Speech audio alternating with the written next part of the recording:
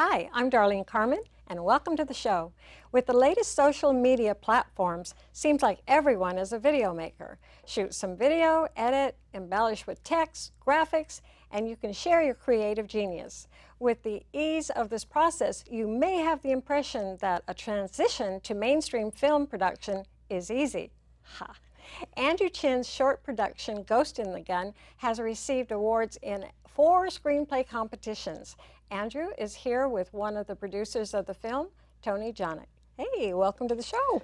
Thanks for having us. It's great to be here. Thanks, it's lovely. So now, don't give anything away, but what is the film about? It's about a man who's left for dead in the desert, and he comes across a possessed gun. And it transforms him into a gunslinger bent on revenge. But unbeknownst to him, it has its own vendetta. Sounds exciting. So just to give us an idea of what it's like to shoot a film like approximately 15 minutes, a short production.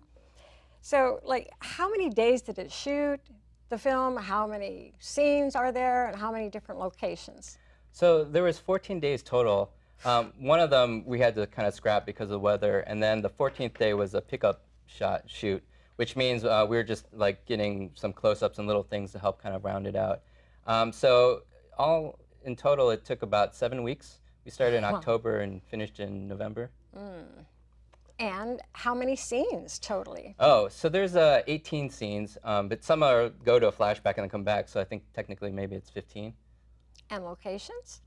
So we had like 5 locations. 5 locations. And how did you find these locations? What were they? Oh, they took a while to find. I mean, it took maybe half a year for the pre-production for us to go through all the different locations, because people would give us some leads and we would have to go check them out, but some were kind of too modern because they were for tourists, so they had like lights and pavement and asphalt. So, but we ended up finding a bunch of good ones that were actually not too far away. Like one of them is the Reinstein Ranch up in Livermore, and then there was like 3 Steve's Winery, also in Livermore, and then sort of like the gold that we found was it was in Hollister. Is this private ranch that had like its own like Western town, like authentic old Western town that they built. So we shot there, and then we also had another shoot down in Trona Pinnacles, which is near Death Valley, and then finally we had one in a barn in Tracy. Wow. That's a lot of different locations. A lot of things, yeah. We have a lot of footage of Andrew and some other folks doing location scouting all up and down out into the boonies.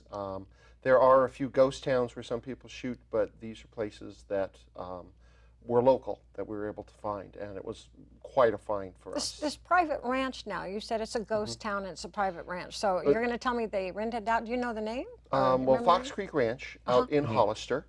They rent this western town out for things like weddings, corporate events, stuff like that. We were sort of the first movie crew to come out there and do shooting, and it was wonderful. We had to get all the electric lights pulled down. We had to stage in areas that we couldn't see and stick to the buildings that were a little more authentic. Some of them had like modern barbecue pits and things, and we had to just sort of work around some of the stuff that's there. But it looks fabulous. Yeah, but I think they took the wood from authentic buildings from that time period to build the town. So, and the owners really wanted to be as period as possible. That's pretty exciting. I've never heard of this. So they rent the place out. Yeah. And this place, Pinnacles, Trona, you say? Yeah, Trona Pinnacles. Is that like a park? Is that like a government? What kind of place? Yeah, it's a national park. Yeah, so you can get a license to film there from the BLM, the Bureau of Land Management. And so we were there for like a long weekend, and we shot there for 3 days. And I bet that's kind of hairy. You have to like clean up the area and keep everything spotless or something? Yeah. Or what about the tourists, the hikers and stuff? How do you deal with them? Are they not allowed when you're filming? Or well, no, because you can't control the whole park because it's a public park. But the good thing is, at that time of year, there weren't too many tourists, and the park is huge. So we would just scout out areas that were a little bit more removed. So it turned out not to be a problem at all. But it was a great location. Yeah, the thing about it, though, is it is wild land. It is desert. There are sand places where vans can get stuck. and it takes a while to pull them out sometimes. Sounds like experience talking here. Yes, we had. It was really a very cool place, and it looks just fabulous on film. This is a place that a lot of shows will film out here, but we got some new shots. Yeah, the old Battlestar Galactica show used it for some of the alien terrain, and I know Star Trek's used it a few times. It's like many movies and TV shows use that place. Well, I was looking at a little bit. I couldn't see much, but it reminded me a little bit of Australia. I forgot the place in Australia that I was thinking about, but they have like these anthill type things, and I saw some of this landscape, and it reminded me of Australia. So, It's part of the magic of film is that our person who wakes up from being attacked by the bandits, he walks through a little bit of land in Hollister. He ends up in Death Valley. He walks a little further. He's in Livermore. He comes back to Hollister, and it's just like, and that's seamless. It's very seamless. Tony, what is it about Andrew's script that attracted you? Sure. Andrew and I were working on a film set together a couple years ago now, and I was asking him what he was interested in, and somebody in the film co-op that we are members of was going to do a Western film. And that person decided not to, and Andrew said, well, I've been kicking around this idea. He showed me his script. We were filming in Half Moon Bay, and there's a Western town there. And he said, well, I'm thinking of doing this. Maybe we can get some horses. It should just be a little thing. We should be able to do this in a couple of weekends. Oh, sure. And I read this script, and it's just like, oh my gosh, I've never seen this before. It's not only a Western, it's a supernatural thriller. The characters in it are very strong and vital, even if some of them don't talk as much as others. But with the actors we've got, it's just gripping. So you like Westerns? I do. And your background, you also write screenplays, I think I read about you. I do, yes. Poems, and what else? Yeah, a fair bit of writing, so I like to think I know good stuff when I read it. And definitely Andrew's script is fabulous. So you kind of read that, and it just kind of like, Like, I like oh my it. gosh, what we can do with this. Little did I know. Yeah, I remember sending Tony an early draft, and he gave me some good feedback, which I incorporated. So. Oh, excellent, excellent. Well, it's nice to have well-connected people that know what to look for. Yeah, definitely. And yeah, super. Now, you have some top-notch actors, and you have a very lively crew that helps you out here. So we have some pictures. I would love to see some pictures. And you can just tell us and fill us in as we go. Okay, sounds good. Yeah. Let's see the first picture, if we can.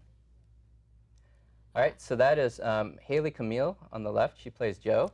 And on the right is Darren Bridget, who plays Krug. They're terrific actors. I mean, I have to say, like, there was some really amazing local actors that we found. And these two are two of the main sort of anchors for the film. Darren Bridget was in the film Fruitvale Station and received a lot of kudos for that. And we were lucky to get him because he plays somebody who goes through this transformation. And during the acting process, we watched him build up these gunslinging skills where he was swinging this gun around. He knew what he was doing, and it's like all of his journey as an actor was wonderful to see. And then we've worked with Haley on a couple of other small films, and she's She's amazing. Sweet and a very good actress. She actually recently did a project with Francis Ford Coppola, so hopefully we'll see that in a little while. Wow. And she's young. Yeah, she's Very terrific. And then if you want to just put up the next picture. So then, yeah, like we did some interviews, or the casting process. We found some great actors like Christopher Weddle here.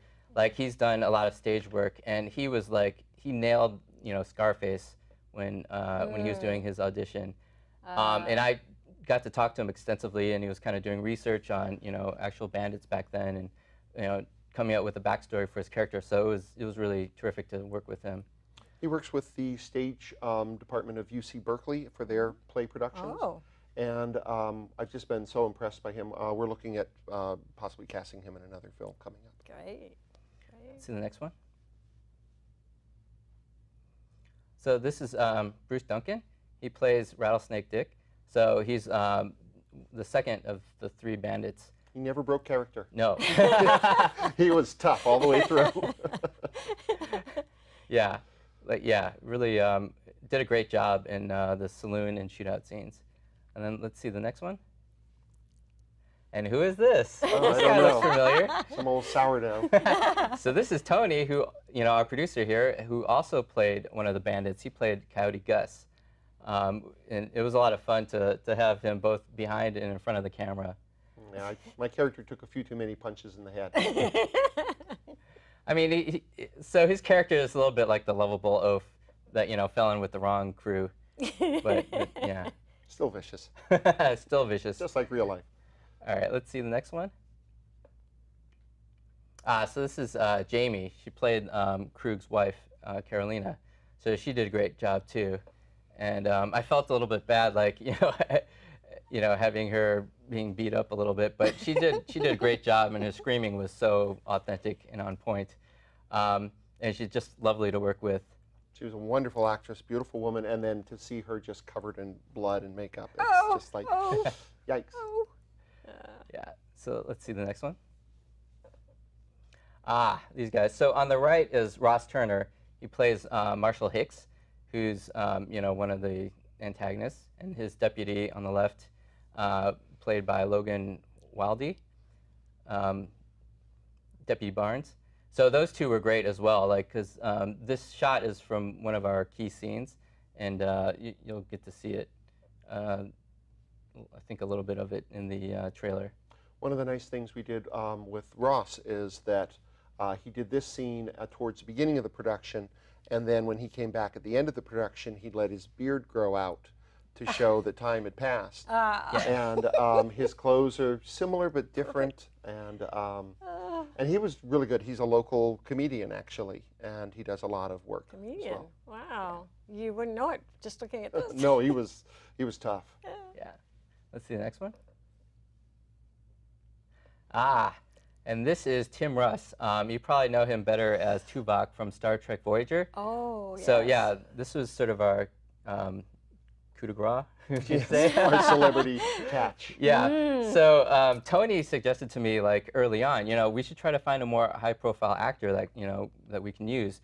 But obviously, since it would cost a lot more to fly them up here, like, maybe we could use them as the voice of the gunslinger in the voiceovers. Excellent, excellent. And I was like, oh, I don't know if we can do that. But as it turns out, we had some connections and we were able to contact him, and he read the script and he graciously accepted. Yeah. Wow. So we had a voiceover recording session with him down in Burbank in May. And yeah, and he is, totally professional and like just nailed it. We were like out of there within an hour. Oh, wow. And it was just fun to see him do like all the lines in like as many different, ways as possible. So that was great to have him. One of the things we've talked about is trying to turn this into a series, and he has made an agreement that if it does turn into a series, he gets to develop this character somewhere with us. Great, Yeah, So great. that's quite a coup. Let's see the next one. So you can see Tim Russ on the right with our director of photography, Stephen Burke, on the left. So Stephen is responsible for the look of the film mostly, like, because he did such amazing shots, and it's just why it's so beautiful. And it was so great having him on set. He just always does an amazing work. He knew what we needed. He knew what we needed for lights. He knew what we needed for cameras. And we were able to work with him on that to get that look and feel that is incredibly professional. It's just gorgeous out of here. Yeah. And luckily, he was in LA when we were doing the recording session with Tim Russ, so he swung by. Wow. Let's see the next one. And this is Samantha Purdy, our other producer. She wasn't able to join us today, but maybe we can have her on some other show. But she was, she was also like one of our anchors. Like, she arranged for like the cast and crew, like, and location, and just did a lot of the logistics that were just. She's a miracle worker. She's a young lady from New Zealand. Yes. And one of the things about if you're a good producer, there's not so much to do on the day. So she was ending up actually taking care of some of the horses. When the horse stands around all day, certain things happen. And she's going, this is the glamorous world of movie production. Well, looking at her, except for what's on her belt there, I kind of thought maybe she was in the production. She was. So she was one of the background actors. See? So We she, had quite a yeah, few. she pretty much did every single role that we had in the movie. She could have probably made this whole movie by herself, like She's doing everything. astonishing. Yeah, just amazing. And we always teased her about her New Zealand accent and all of her little Kiwiisms. We had to be sure we had Vegemite on set. Oh yeah, Do we have she more, or definitely is keeps that- it is that lively. it? Is that No, so we have some more pictures about like locations. Okay. So this is a picture of our crew when we were shooting at the hanging tree. So this was in the Rhinestein Ranch out in Livermore. And you can see me in my blue vest, which I became notorious for.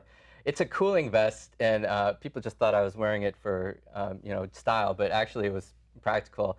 And so, it has these like gel packs in there to keep you cool during like the hot, summer I could shoots. use that, yeah, But yeah. Sam would always make fun of me and tease me mercilessly. And her and Steven were always giving me, making jokes about me. So we developed this sort of like, Team Andrew, team everyone else. But I would put it on some people and let them try it out. And, and I was slowly converting people, and they were coming to my side. And they're like, wow, this is actually really nice. I His want one myself. affectation as a director. Otherwise, he was incredibly humble on set. But you can, tell that I was the director. And then let's see the next picture. Yeah, and here's a shot of kind of like when we were actually shooting, like what the setup looks like. You can see all the cameras and reflectors and all that Yes. stuff. Yes. And then next. So here is where we were setting up for the barn scene, and we had plenty of smoke, which really added to the ambiance. You can see like our sound crew in the foreground there, and you can see the bandits on the ground. So it was a great location that, actually I didn't know where we were going to shoot the week before, but we were able to scout it out real quick through one of our connections. Yeah, and this is Lone Tree Ranch out in Tracy. Yeah. And our stunt coordinator had worked with them before, and I'd shot a film out there as well. Yeah. And they are wonderful, wonderful people. Yeah. Oh, Let's see the next nice. picture. So this is also the barn scene. We were setting up for the scene with the dog. So you can see He's the mango, resting. in the middle there, Tired. Resting. Yeah, He's Just resting. next to Haley. And then on the right, you can see Beverly Ulrich. She was like, she's the dog trainer, and she's also known as the pooch coach. So those two did a great job for set, and you can see like Steve and I talking about setting up the shot. My daughter, who's a dog lover, was worried that we see the dog get hurt, and it's like, no, don't. But Not going to happen. but you know No. what happens. Yeah. So next. Okay, so this was at Fox Creek. This is the outdoor scene where we're doing the shootout. So you can see it takes a lot of people to shoot a Yes. film. Yeah. And on the far right, you can see Darren Bridget, and we're setting up for sort of a what they call like a push in like a dolly shot. And go ahead. I was going to say that one of our last days that we shot, the sun moved so quickly across the sky because it was late fall, almost winter. Yeah. And so the lighting crew had to spend the whole day just bouncing that sun around so that it got us exactly what we wanted. Wow. And they worked so hard. I've never seen a lighting crew work so hard. Yeah. Wow. But we had so many great shots from that location.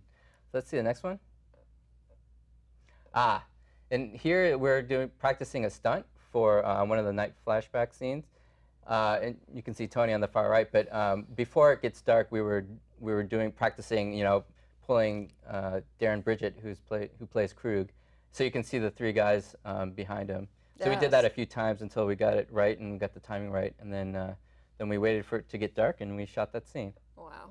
I think this is the last picture that we Wow. have. Well, it's pretty cool. Yeah. Oh, actually, there's Oh, one oh, more. oh. Sorry, I forgot about this one. This is Trona Pinnacles. So you can see in the background, Yeah. like, See those things back there? yeah, those are the pinnacles. So it makes Oh. the train look very, alien and harsh. Yes. That's why we really wanted to shoot here. Like, Steve and I were dead set on shooting in this location, and we were able to pull it off thanks Damn to the Sam. expenses. Yeah, but it was great. Yeah. I It mean, was so worth it. Looks a little bit like what I saw in Australia. Yeah. Just before. It was- So this is the last one. yeah, this is the last picture. I read some of your interviews online, and there was one that I found very funny. It's that you wanted to have a prop vulture that was important to you, and you were upset at the time because you couldn't have it. Why did you need the vulture? Well, you know, since I also wrote the script, like there's certain things in the script I really wanted to have, and one Yeah. of them was the vulture, because in the scene that was originally written, it gets shot, and it sort of symbolizes, you know, cheating death and all that stuff. Which, you know, as a writer, I'm like, oh yeah, I really love this and thematic. But Throwing a vulture. yeah, Yes. but as it turned out, it was difficult to find a prop vulture, and we weren't able to do it. I mean, there were many vultures like flying in the sky that Yes. we could, you know, film, but we Yeah. needed one that we could actually, you know, have on the ground. But it just didn't happen, and so I had to, you know, come up with like an alternative and just change the scene on the spot, which we did, and I think it turned out much better. We went so far as to scout for a robotic Yes. gliding vulture Yes. that one company makes, and they go, yeah, we'll have it to you in 3 to 6 months. And it's like, I don't yeah. think so. Thank Don't you. have the time. With plenty of vultures, but vultures like to go in groups. We didn't realize that. Oh. And so finding a single vulture wasn't quite possible, Yeah. unfortunately. Now, you told me to make a movie, it's like you're doing it 3 times. Yep. You write it, and then you shoot it, and then you edit it. So which part would you say is the most difficult? Well, they all have their challenges, right? Because when you write it, yeah, I mean, you picture like how it's going to be filmed, but it, you know, it doesn't always turn out that way exactly, you know? Like, so when I did a first draft of the script, I went to a writer's group and we did a table read. And before we actually started doing the reading, I was unsure like how it was going to be received. Like, they may think this is, you know, utter crap. But, you know, we read it and they loved it, and like I got a lot of good feedback, and it's sort of an iterative process, you know, and I developed a script over a few months, you know, to get it just right. And then we started pre-production, looking for locations and actors and that sort of thing. So for the production part, where you're actually shooting the film, has its own different set of difficulties, because, you know, you have like the environment, like, you know, we shot with some animals, like with a dog, some horses, and, you know, locations, and there's all sorts of, you know, variables that you have to deal with that you just have to figure out on the fly sometimes. And so that was the challenging part about production. And then post-production has its own challenges, especially with the editing part, because, you know, you have the picture of how you want the script to be, and then you have what you actually shoot, and then editing, you realize sometimes like the pacing or the way you thought it would be doesn't quite work out in the way that you thought. So then you take what you have and you kind of massage it, and there's a lot of good editing techniques that you can use to, you know, make the pace better, or like, you know, heighten the, you know, the drama and like the different moments that you need. Well, then you got to add the special effects and the sound and all of that. Yeah. I have no idea what that takes, but it sounds pretty hairy. So all in all, which one would you say was the most, are they equal, or, you know, which one was the hardest? If I can add something, and when you first start writing it, you go, oh my gosh, I have an infinite budget, you've got an audience of one, and it can be anything you want. But film is such an amazingly collaborative art that the minute you start bringing other people in, they start bringing in things that you didn't know you had. It's it's like a potluck. Yeah. And so the minute we had our DP in, he's going, let's try this. And you look at it and you go, oh my God, I never even thought about that. Ah, yes. I keep touching my mic. Takes a team. Yes, and then when you get to the editing stage, and they're not necessarily people that were out there, but you start working with a composer, and it's something, unless, you know, even if you know how to do some music, they're going to bring all of this stuff to it that you never even considered. And you can look at a film with 3 different soundtracks, and they're totally different films. And so this is the director's job, but it's also, everybody brings such wonder to the project, and this is what made this such a fabulous You know, we're project. getting a little short of time, and I want to make sure that we see the trailer. So if we can move on to the trailer. All right, let's take a look. Yeah, that's exciting.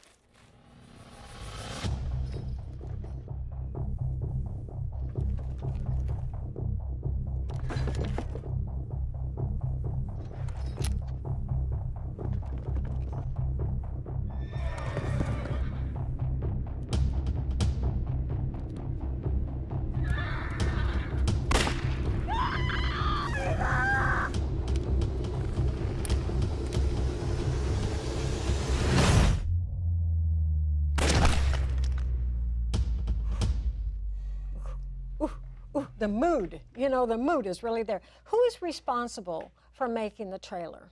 Sam, actually. So Patrick, our editor, was busy on actually editing the film. So Sam, who's an editor also, yeah, the producer. She's a producer. Yeah, but she's also an editor in her own right. So she did the trailer for us. The whole thing. Yeah. She's responsible for. I didn't know who was responsible for that, and we're just really running out of time. But Tony, I wanted to know, what was your favorite day of shooting and why? A little short version. The maybe. first day that we got onto Fox Creek Ranch, and we had all of the costumes, all of the people, all the gear, and it was just made this town come alive. It was a series of buildings, and then it became a western town. We're serving food in the mess hall. We've got everybody there, and just to see it all come together. So was it just felt like this is beautiful. it. This It's is happening really now. it. Yeah. Now, where can people see the film? So And when, I guess. When, that would be a good question too, huh? so we should be done at the beginning of next year, and then we're gonna premiere it locally in San Francisco at the Scary Cow Film Festival in the Castro Theater. And then after that, we're hoping to take it to different film festivals. And that'll all be on your website. Yep. You know, I had more I wanted to talk to you about. Andrew, can you come back and do another show with us? Maybe you could definitely. bring a couple more people that we could meet. I mean, after the premiere. I have just the people in mind. Okay. And all of this will be on the website so people can check that, Yep. right? Okay. Well, thank you so much for being here. It's so nice Thank you. meeting Thanks for having us. And I can't wait for the sequel. There will be a sequel. So thanks for watching the show. Check the website for details on when of the premiere and a lot of things on there to check. So thanks for watching the show, and watch again.